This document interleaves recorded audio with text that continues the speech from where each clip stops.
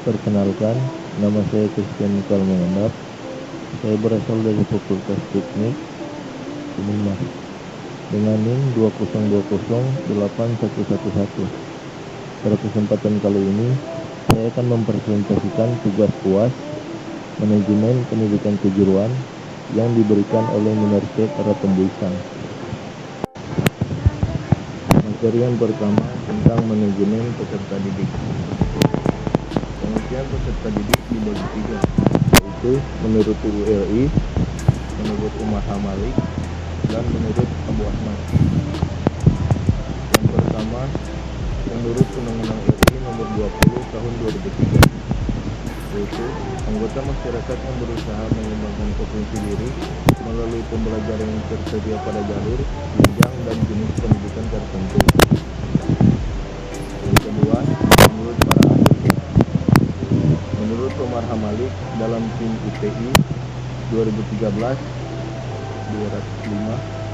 mendefinisikan peserta didik sebagai suatu komponen masukan dalam sistem pendidikan yang selanjutnya diproses dalam proses pendidikan sehingga menjadi manusia yang berkualitas sesuai dengan tujuan pendidikan nasional. Yang berikutnya menurut Abu Ahmadi dalam tim UPI 2013-205 berpendapat bahwa peserta didik adalah sosok manusia sebagai individu atau manusia seutuhnya.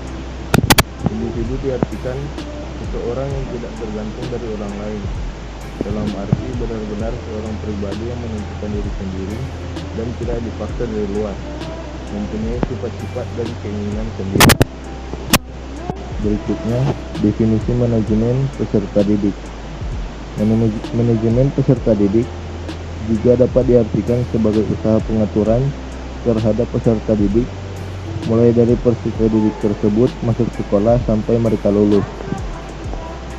Tujuan umum mengatur kegiatan-kegiatan peserta didik agar kegiatan-kegiatan tersebut menunjang proses pembelajaran di lembaga pendidikan ke sekolah.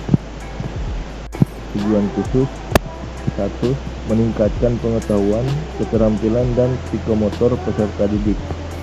2. Menyalurkan dan mengembangkan kemampuan umum, bakat, dan minat peserta didik. 3. Menyalurkan aspirasi, harapan, dan memenuhi kebutuhan peserta didik. Fungsi manajemen peserta didik menurut tim UPI tahun 2013 adalah sebagai wahana bagi peserta didik untuk mengembangkan diri seoptimal mungkin, baik yang berkenaan dengan segi-segi individualitasnya, segi sosial, aspirasi, kebutuhan, dan segi-segi potensi peserta didik lainnya. Menurut Irahayu tahun 2013, yakni 1. Fungsi yang berkenaan dengan pengembangan individualitas peserta didik. 2. Fungsi yang berkenaan dengan pengembangan fungsi sosial peserta didik. 3. Fungsi yang berkenaan dengan penyaluran aspirasi dan harapan peserta didik. 4. Fungsi yang berkenaan dengan pemenuhan kebutuhan dan kesejahteraan peserta didik. Prinsip manajemen peserta didik. 1. Dalam mengembangkan program manajemen peserta didik, penyelenggara harus mengacu pada peraturan yang berlaku pada saat program dilaksanakan. 2. Manajemen peserta didik dipandang sebagai keseluruhan manajemen sekolah. 3. Kegiatan-kegiatan manajemen peserta didik haruslah diupayakan untuk mempersatukan peserta yang mempunyai latar belakang dan punya banyak perbedaan. 4. Kegiatan manajemen peserta didik haruslah dipandang sebagai pengaturan terhadap pembimbingan peserta didik. Ruang lingkup manajemen peserta didik. Yang pertama, analisis kebutuhan peserta didik. Kedua, rekrutmen peserta didik. Ketiga, seleksi peserta didik. Keempat, orientasi. Kelima, penempatan peserta didik atau pembagian kelas. Keenam, pembinaan dan pengembangan peserta didik. Ketujuh, pencatatan dan pelaporan. Dan kedelapan, kelulusan dan alumni.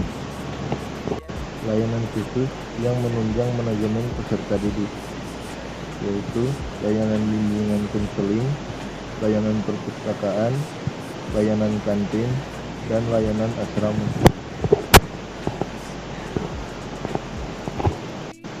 Materi kedua tentang manajemen berbasis sekolah atau MBS sebagai strategi perubahan partisipasi masyarakat dalam peningkatan mutu pendidikan. Latar belakang. 1. UU Nomor 20 Tahun 2003 tentang Sistem Pendidikan Nasional mengamanatkan dengan tegas bahwa setiap warga negara berhak mendapat layanan pendidikan bermutu. 2. Pendidikan yang bermutu tidak hanya diukur dari produk atau output, tetapi terkait dengan input dan proses penyelenggaraan pendidikan. 3. Upaya peningkatan mutu layanan pendidikan harus melibatkan stakeholders pendidikan, khususnya masyarakat dan orang tua peserta didik.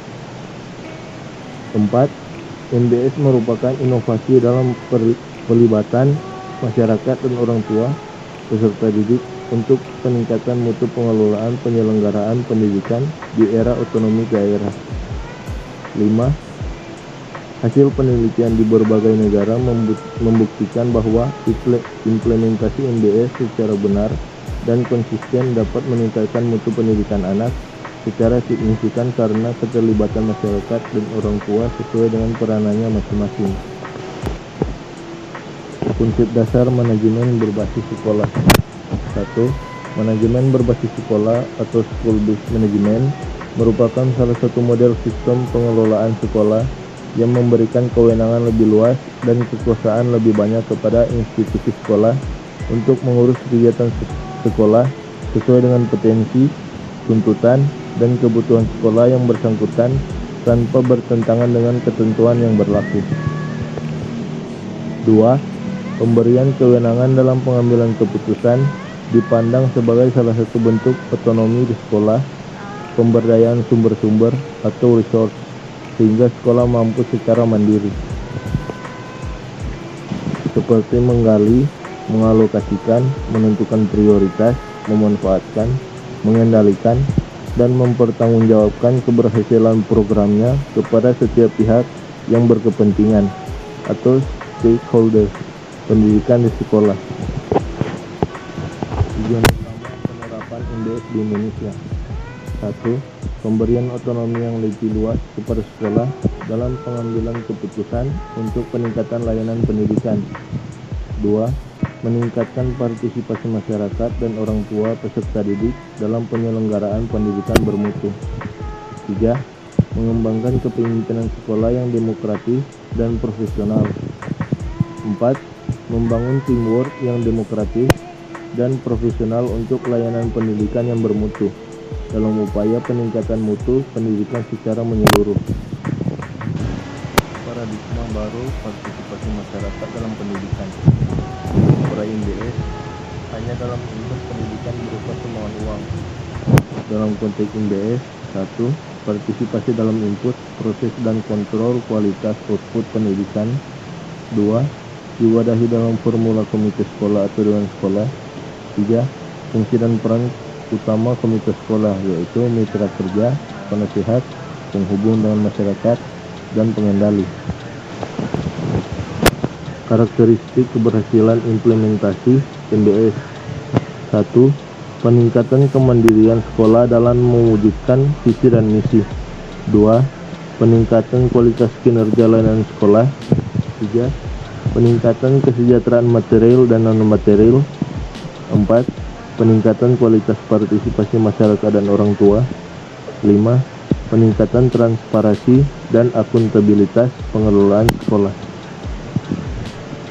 Permasalahan yang dihadapi dalam pelaksanaan implementasi MBS, yaitu 1. Pemahaman terhadap konsep dan aplikasi MBS masih belum benar. 2. Rendahnya tingkat kesiapan dan komitmen sumber daya manusia. 3. Sistem regulasi teknis yang tidak jelas. 4. Rendahnya kualitas partisipasi masyarakat dan orang tua terhadap pendidikan anak. 5.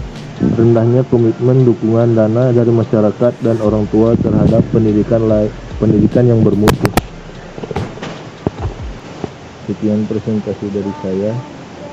Kalau ada salah kata atau kalimat yang kurang benar, Mohon dimaafkan.